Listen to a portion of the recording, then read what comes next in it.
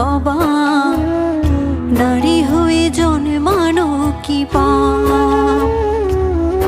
বাবা কেন দিছিলা বিয়া তোমার শেষ সম্বল দিয়া, যৌতুক এখন হলো অভিশাপ। একদিন ঠিকই শুনবা